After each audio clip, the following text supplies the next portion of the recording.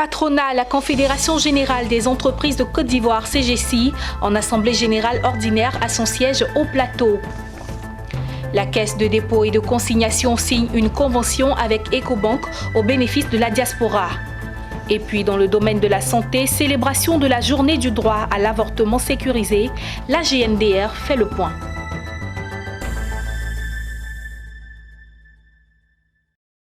Madame, Monsieur, bienvenue sur Business 24 Africa. La Confédération Générale des Entreprises de Côte d'Ivoire, CGCI, était ce mercredi en Assemblée Générale Ordinaire à son siège au Plateau.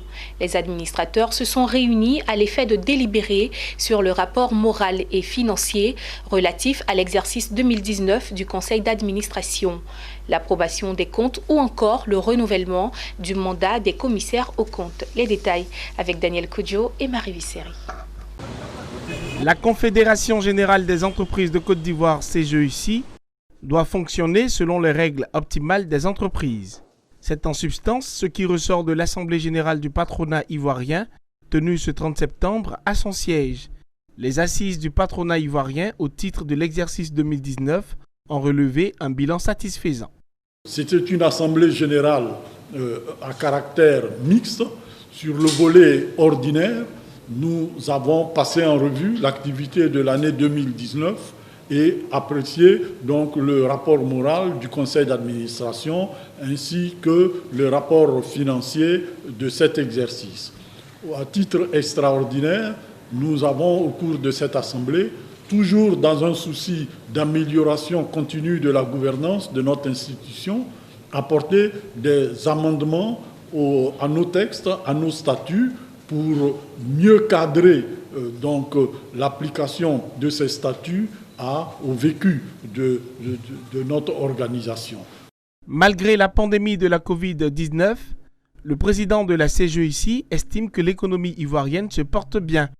Pour maintenir ce cap, le patronat ivoirien entend tout mettre en œuvre pour le bon fonctionnement des entreprises de Côte d'Ivoire.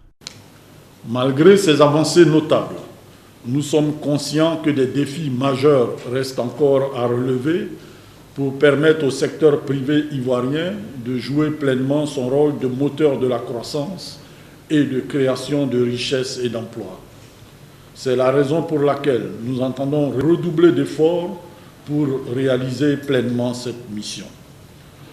Le succès de cette œuvre passe, vous en conviendrez, par la revitalisation de notre organisation. La Confédération Générale des Entreprises de Côte d'Ivoire est l'organisation patronale la plus représentative du secteur privé dans le pays. La CGCI est l'interlocuteur principal des pouvoirs publics, des organisations syndicales de travailleurs et des tierces pour tous les sujets portant sur l'amélioration de l'environnement des affaires, la compétitivité des entreprises et la création de richesses par la promotion des initiatives privées et d'entrepreneuriat. Après quelques mois de négociations, c'est aujourd'hui une réalité. En prélude au lancement de son produit CDC Épargne Diaspora, la Caisse de dépôt et de consignation de Côte d'Ivoire vient de signer un accord de partenariat avec Ecobank. L'objectif est d'offrir un service d'épargne de qualité, sécurisé et adapté aux besoins des Ivoiriens vivant à l'étranger. Zéna Dosso et Marie Visseri. Par la signature de cette convention, la Caisse de dépôt et de consignation de Côte d'Ivoire, CDCCI, et la banque panafricaine Ecobank s'engagent à mutualiser leurs efforts face aux besoins des populations ivoiriennes vivant à l'étranger. À travers le produit CDC Épargne Diaspora, initié par la CDCCI, les Ivoiriens de la diaspora africaine pourront sécuriser leur épargne et leur investissement, mais aussi contribuer au développement économique de leur pays. Pour le directeur général de la CDCCI, Lassina Fofana, Ecobank détient un dispositif sécurisé de collecte d'épargne pour réaliser cette action. Ecobank, d'abord par son expérience, ensuite vous savez que c'est une banque panafricaine, et ensuite c'est une banque qui est très en avance dans tout ce qui concerne, disons, les aspects digitalisés de la banque. Et cette opération, ce projet, il est pratiquement à 100% digitalisé. On n'a pas besoin de se déplacer pour épargner, on n'a pas besoin de se déplacer pour faire des investissements. Le directeur d'Ecobank Côte d'Ivoire a rappelé que son établissement est très engagé dans la digitalisation des services bancaires, d'où l'intérêt porté par Ecobank Côte d'Ivoire au produit CDC Épargne Diaspora. La signature de la convention entre la CDCCI et Ecobank confirme la complémentarité de nos deux mandats. La CDCCI a comme objectif de collecter l'épargne de la diaspora, des Ivoiriens, par des canaux. Et Ecobank est une banque qui permet de capter cette épargne et de l'utiliser pour financer l'économie ivoirienne. Née le 13 juin 2018, la Caisse de dépôt et de consignation de Côte d'Ivoire, CDCCI, œuvre pour la conservation et la gestion sécurisée des fonds publics et privés. Elle contribue également au financement de l'économie à travers la mobilisation des ressources. Il a été lancé à Abidjan une étude de faisabilité sur un mécanisme de financement pour les PSE, entendez paiement pour services environnementaux. Dénommé mécanisme financier durable, le FSM permettra d'accélérer et de passer à échelle tous les projets de reboisement, d'agroforesterie et de conservation, en particulier les mécanismes d'incitation. Mon désir Nascimento, Ismaël Doza. Ce mardi à Abidjan a été lancée une étude de faisabilité sur un mécanisme de financement des paiements pour services environnementaux PSE. Autour de la question, les pouvoirs publics, représentés par le ministère de l'Environnement et du Développement durable, le ministère de l'Économie et des Finances, puis celui des Eaux et Forêts, le secteur privé, mais également les PTF, partenaires techniques et financiers. Tous autour d'une même table pour trouver un mécanisme financier durable, encore appelé Financial Sustainability Mechanism, FSM, afin d'accélérer et de passer à échelle tous les projets de reboisement, d'agroforesterie et de conservation, en particulier les mécanismes d'incitation. Nous sommes donc dans la phase de mise en place de ce mécanisme. L'idée est que nous puissions aboutir rapidement, de façon consensuelle, avec les contributions des différents acteurs à un mécanisme, et qui nous permette vraiment de passer à l'échelle. On pense que le temps est venu d'être concret, d'accélérer les choses, de se projeter, mais nous ne pouvons pas le faire, nous ne pouvons pas réussir si nous ne mettons pas en place ce qui va nous permettre d'attirer les investissements, d'attirer les financements, parce que sans moyens, nous ne pouvons pas aller très loin. Sur ce chantier de lutte contre les changements climatiques, l'État de Côte d'Ivoire entend pleinement jouer sa partition, ce qui est justifié par plusieurs initiatives, entre autres le RED+, et le financement des mesures incitatives évoquées au cours de ce lancement.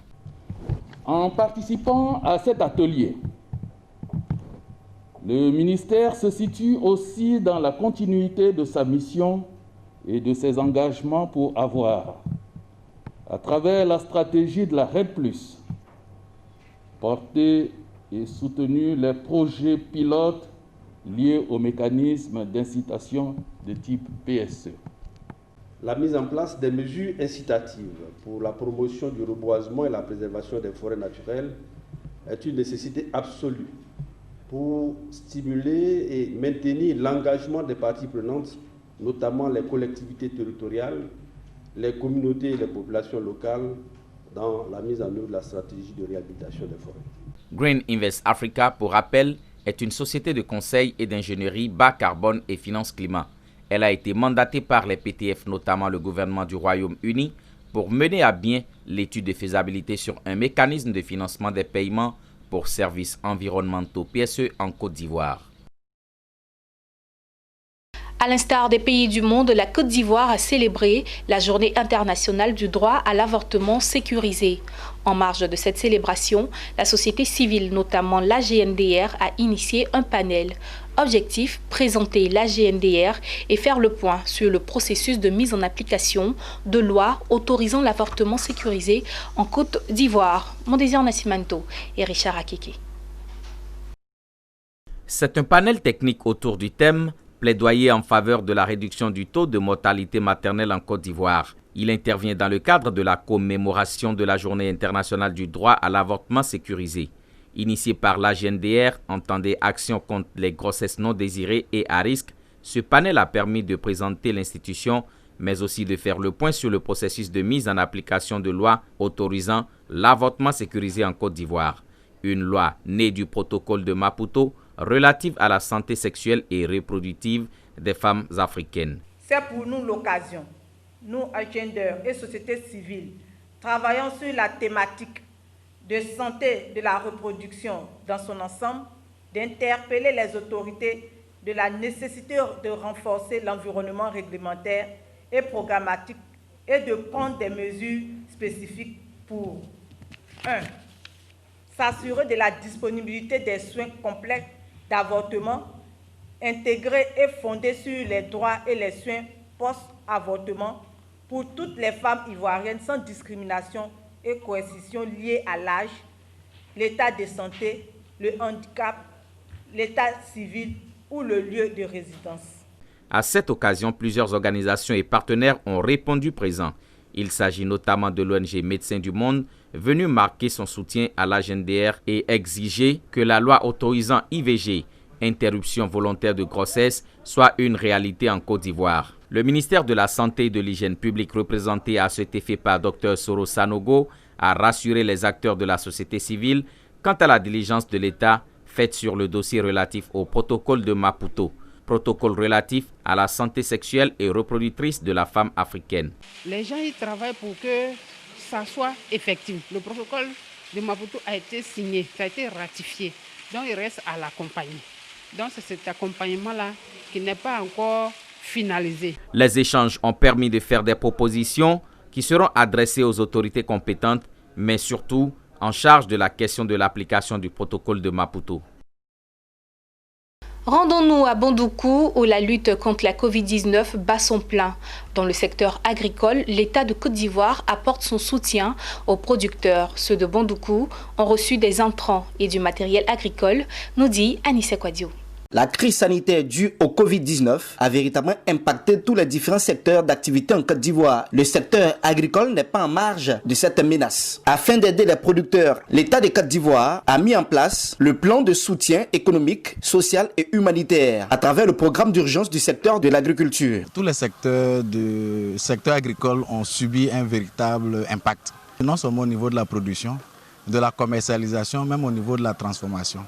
C'est dans ce cadre que dans ce programme, nous avons bénéficié des intrants, des semences de la part du Minader que nous mettons progressivement à la disposition de différents bénéficiaires, comme le dit, dans l'optique de garantir la sécurité alimentaire. Ce sont des paysans responsables d'associations, de groupements et de coopératives qui ont bénéficié d'engrais, de semences, d'herbicides, de fongicides, d'insecticides, de pneumатicides, d'arrosoirs pulvérisateurs à pression, de bâches, de sacs d'emballage et de tracteurs. Je remercie le gouvernement pour ces dons. Ça nous permettra de pouvoir alimenter nos animaux, nos familles, et également contribuer au développement de la région de la Côte d'Ivoire tout entière. Ça va améliorer ma production. Ma coopérative aussi en a bénéficié. Donc je dis merci au gouvernement. Remercions vraiment le gouvernement d'avoir pensé à nous. Ça va nous aider à sortir certaines personnes de la misère, notamment nous les femmes. Cette cérémonie s'est tenue en présence des autorités administratives. Tous ont exhorté les récipiendaires à utiliser à bon escient tout le matériel reçu. Les intrants agricoles permettront de soulager les acteurs de la filière agricole que vous êtes et de maintenir à un niveau élevé votre productivité. Ces intrants reçus par les producteurs de la part du gouvernement leur permettra de réduire la courbe de pauvreté en milieu rural. La mise en œuvre du projet Purga Covid-19 est exécutée sur le terrain par l'ANADER. Direction la région du Cavali, dans l'ouest de la Côte d'Ivoire. Le ministre de la Promotion de la Jeunesse et de l'Emploi des Jeunes, Mamadou Touré, était récemment à Guiglo pour rencontrer les jeunes de la région. Dans le cadre du projet Agir pour les jeunes, 900 jeunes bénéficiaires ont été identifiés avec la promesse de les aider à sortir du chômage. Théodore Kanga. Le ministre de la Promotion de la Jeunesse et de l'Emploi des Jeunes, Mamadou Touré, était à Guiglo dans la région du Cavali. Objectif, échanger avec la jeunesse. Au cours de cette rencontre, les jeunes ont posé le problème d'emploi. En réponse à leurs préoccupations, le ministre a fait savoir que depuis plusieurs années, le gouvernement a initié un projet dénommé Agir pour les jeunes. Pour cette troisième phase, plus de 900 jeunes de la région seront bénéficiaires. Je suis venu apporter une bonne nouvelle à ma grande sœur. Je lui dis que dans le cadre d'Agir 3, c'est 900 jeunes de la région qui vont recevoir un financement pour à peu près 450 millions de francs CFA. En plus de ce financement, le ministère de l'Emploi jeune mettra 100 millions à la disposition du conseil régional pour le financement des MPE, les micro et petites entreprises. Et enfin, nous avons convenu qu'avec la plateforme des leaders jeunes, il y ait des projets structurants, puisque nous finançons aussi des projets allant de 5 millions à 50 millions. Et ces jeunes sont donc incités à mettre en place un vrai projet intégrateur et le ministère financera ces projets. La ministre Anne-Désirée Ouloto a salué et encouragé les initiatives de paix de la jeunesse du Cavalier.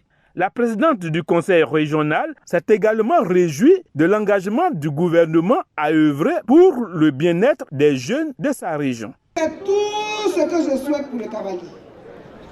Je veux que les grâces et les pluies de bénédiction tombent sur la région du Cavalier. Les bénéficiaires de la première et deuxième phase du projet AGI saluent l'initiative du gouvernement. J'ai demandé un prêt d'1 million et j'ai reçu une somme de 800 000. Et avec cette somme aujourd'hui, mon commerce va de l'ampleur. Après avoir déposé mes documents, j'ai obtenu 300 000. 300 000 francs m'ont permis de débuter mon commerce, qui est la vente des vêtements.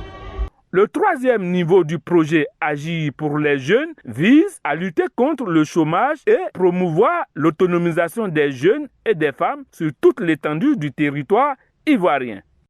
À Yamoussoukro, les religieux et autres laïcs gestionnaires des écoles catholiques de Côte d'Ivoire étaient en réunion pour la rentrée scolaire 2020-2021. Occasion de faire le bilan des activités du secrétariat exécutif national de l'éducation catholique SENEC et de prendre des résolutions quant à la poursuite de la qualité de l'enseignement et des mesures à prendre pour protéger élèves et enseignants contre la Covid-19. Le reportage de Charles Kouakou est commenté par Walter Kofi. Ils étaient tous présents, membres du secrétariat exécutif national de l'éducation catholique, responsables du syndicat, inspecteurs et chefs d'établissement catholique à la réunion de la rentrée scolaire catholique 2020-2021. L'objectif de cette rencontre était non seulement de présenter les bilans des activités administratives, scolaires et pastorales au titre de l'année écoulée, mais aussi de définir l'ensemble des perspectives nouvelles pour une école catholique plus résiliente et compétitive. Tout en respectant les mesures barrières édictées par les autorités du pays, faire en sorte que nos écoles se portent bien, que tout le monde se sente en sécurité. Au sortir de cette réunion, les attentes sont nombreuses. Nous voulons une certaine cohésion, de tous nos frères chefs d'établissement. Partie du passé pour essayer de tracer les sillons de l'avenir. Nous sommes pour le dialogue social. Donc désormais, quand il y aura un problème, nous allons qu'ils nous approchent ou bien qu'on les approche. Et puis ensemble, nous allons essayer de discuter de nos problèmes. À la fin des travaux, l'Assemblée a choisi comme thème pour cette année scolaire 2020-2021, tous engagés pour une école d'excellence et autonome dans la communication. Je suis satisfait de la qualité de travaux, qualité de la présence de tous les acteurs. Ce fut l'occasion d'honorer 3 ex-collaborateurs du secrétariat exécutif national de l'éducation catholique, admis à faire valoir leur droit à la retraite. L'Assemblée a clos les travaux par une messe solennelle d'action de grâce à la basilique Notre-Dame de la Paix de Yamoussoukro. Et puis, la ville de Gagnoa, dans le sud-ouest de la Côte d'Ivoire, a reçu le week-end dernier la visite des membres de l'ONG Les Bénévoles du Cœur. Fidèle à sa mission de soutien aux couches les plus défavorisées, l'ONG a procédé à la distribution de kits scolaires et de vivres aux orphelins. On en sait plus avec Gervais Amani et Nadia Wounoud. L'ONG Les Bénévoles du Cœur a lancé une caravane dénommée Caravane scolaire et du partage au profit des orphelins de Côte d'Ivoire. Le top départ de cette action de générosité a été donné à Gagnoa, Soubré et Lakota le samedi dernier. Cette caravane a pour objectif de donner du sourire et la joie de vivre aux orphelins et enfants démunis. Les Bénévoles du Cœur ont distribué au cours de cette opération des vivres et non-vivres composés de matelas, sacs de riz, boîtes de lait, pâtes alimentaires, seaux, bassines et kits scolaires offert aux pensionnaires des orphelinats Compassion Esther de Soubré, Enfance Miraculeuse de Lakota et Emmanuel de Gagnoa. Le président de l'ONG Bénévoles du Cœur a indiqué que la caravane vise à soutenir les orphelins en cette période de rentrée scolaire. Enza Fofana a exprimé sa gratitude aux Bénévoles du Cœur pour leur appui financier et matériel pour la bonne marche de cette ONG. Alors j'appelle tous les bénévoles du Cœur à nous rejoindre car nous sommes dans des œuvres de Dieu. Les responsables des différents orphelinats visités ont tous salué l'action de générosité de l'ONG Bénévoles du Cœur. Ils ont souhaité que d'autres organisations de ce genre volent au secours des démunis et défavorisés. C'est une grande joie à l'orphelinat Emmanuel de Gagnoa. Nous sommes vraiment comblés car nous avions des appréhensions pour la rentrée et vous venez d'apporter vraiment un grand ouf. Un soulagement. L'ONG Bénévoles du Cœur a également réhabilité et équipé les locaux de l'orphelinat Enfance Miraculeuse de Lakota et pris en charge la scolarité de certains pensionnaires de cet orphelinat. L'ONG continue sa caravane dans d'autres villes de la Côte d'Ivoire. Elle posera ses valises dans le département de Grand Laou. Rendons-nous au Togo où le projet PPA de la Banque mondiale porte ses fruits dans le secteur agricole. Le programme de production agricole a permis la diffusion de nouvelles technologies au Togo, ce qui a nettement amélioré la production agricole. Suivez. Au Togo, le PPAO est l'un des projets majeurs du PENIASA. Il s'occupe de sa sous-composante 4, recherche et conseil agricole, qui vise à générer et diffuser des technologies améliorées pour une productivité accrue dans les filières agricoles prioritaires. Le PPA au Togo a bénéficié d'un financement de 17,17 millions de dollars US à la phase initiale de décembre 2011 à juin 2017, puis d'un financement additionnel de 12 millions de dollars US sur la période de juin 2017 à décembre 2019. Il est exécuté sur toute l'étendue du territoire national. Plusieurs bénéficiaires continuent par produire grâce à l'intervention du PPAO. L'eau coulait dans les bergeries. C'est avec PPAO que nous avons eu le renouvellement de nos bergeries. Et le bois, la clôture externe, là, c'était fait avec du bois. Maintenant, avec le PPAO, comme les moyens sont venus, on a clôturé avec du grillage. Il a mis également à notre disposition une chaire de fabrication de foin et ça a permis aux animaux de croître un peu plus vite que par le passé. Préfecture de Logou, des femmes boulangères qui autrefois utilisaient un four traditionnel pour fabriquer du pain ont bénéficié d'un four multicombustible. Ce four est mis à leur disposition par le biais de l'ONG Promotion Femmes Rurales. De retour au pays, on a fabriqué 5 fours. On a formé en tout 155 boulangers. Plusieurs autres projets sur l'ensemble du territoire national continuent de poursuivre leurs activités grâce aux différents accompagnements du programme de productivité agricole en Afrique de l'Ouest, PPAO. Voilà, c'est la fin de ce journal. Merci de nous avoir suivis.